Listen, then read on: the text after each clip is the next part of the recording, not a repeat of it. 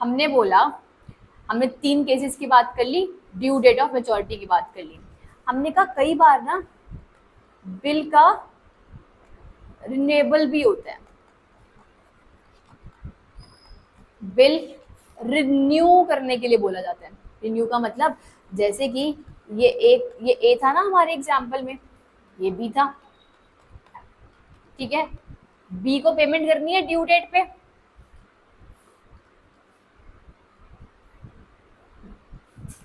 ठीक है। बी को पेमेंट करनी है ड्यू डेट पे, बी को पेमेंट करनी है, ठीक। ड्यू डेट थी हमारी 28 फरवरी की, वही लेकर चल रही हूँ मैं एक बारी के लिए, ठीक है। हमने कहा 28 मार्च फरवरी को इसको पेमेंट करनी थी। ये आया ए के पास, कह रहा है सर सर प्लीज एक काम करो, मैं ना 28 फरवरी को पेमेंट नहीं कर पाऊंगा, मैं 28 फरवरी को पेमेंट नहीं कर पाऊंगा, आप मेरा ना बिल जो मैंने आपको 2 मंथ्स का दिया है, ये तो एंट्री कर चुका है, क्या कर चुका है, B2 सेल्स, और जो BR रिसीव हो गया एंट्री कर चुका है ये B2 sales and BR2 B, right. इसकी बुक्स में एंट्री क्या हो गई, purchases to A and A to BP, ठीक है। ये कह रहा है कि ना मुझे क्या करना है, अपने बिल को ना रिन्यू कराना है, मतलब वो फर्दर पीरियड की डिमांड करने आया है, वो न्यू बिल के लिए रिक्वेस्ट करने आया है कि आपने मुझे 2 मंथ्स दिए थे ना, मैं चाह रहा हूँ मुझे 2 मंथ्स का और पीरियड अलाउ करा जाए फॉर द पेमेंट। अब हुआ क्या, इस केस में मेरा जो ये वाला बिल था, इसको तो मुझे डिसऑनर करना पड़ेगा। जिस दिन मुझे पता चल गया, जिस दिन मुझे पता चल गया उस दिन ही इस बिल को क्या करना पड़ेगा, डिसऑनर। और जब इस बिल को डिसऑनर करूंगी तो एंट्री क्या करूंगी, B2BR हो गया, ट्रू। और अब मुझे उससे फ्रेश बिल ड्रॉ करके फ्रेश बिल एक्सेप्ट कराना है, राइट।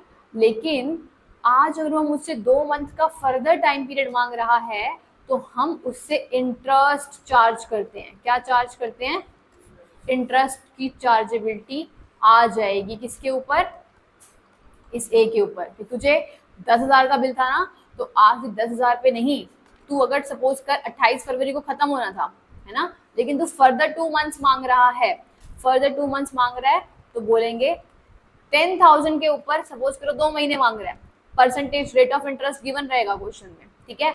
आपके पास जो भी रेट ऑफ इंटरेस्ट हुआ इनटू जितने मंथ्स भी बोल रहा है उसके हिसाब से आप इंटरेस्ट चार्ज करके देने वाले हो, ठीक है। एक केस आता है रिन्यूअल का।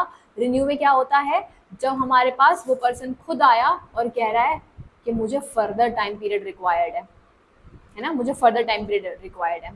सेकेंड केस मेरे पास आता है एक, वो आता है रिटायरमेंट ऑफ बिल का, ठीक है। तो रिटायरमेंट ऑफ बिल क्या कहता है, रिटायरमेंट ऑफ बिल कहता है मैंने इसको बोला था ना कि भाई तुम मुझे 2 महीने बाद पेमेंट कर दियो, मतलब 28 फरवरी तक पेमेंट कर दियो। ये इतना दयालुवान व्यक्ति जो मेरे पास आ गया 1 फरवरी को ही आ गया कि साहब पेमेंट ले लो, इसने प्री पॉन बेसिस पे पेमेंट कर दिया। अगर इसने प्री पॉन बेसिस पे पेमेंट कर दिया तो इसको क्या मिलने वाला है, आज डिस्काउंट, है ना, discount in the terms of rebate बोलेंगे हम, इन टर्म्स ऑफ वैल्यू। जब वैल्यू के टर्म्स में कुछ डिस्काउंट दिया जाता है तो रिबेट बोला जाता है, और अगर इंटरेस्ट परसेंटेज के टर्म्स में दिया जाएगा तो डिस्काउंट बोलते हैं, है ना। लेकिन हम यहाँ पर क्या कह रहे हैं, इसको क्या देने वाले हैं, रिबेट दे रहे हैं। तो यहाँ पर भी क्या हो जाएगा, प्री पॉन बेसिस के पेमेंट पर आज क्या है, सपोज करो मुझे यहाँ पर B2 सेल्स हुआ,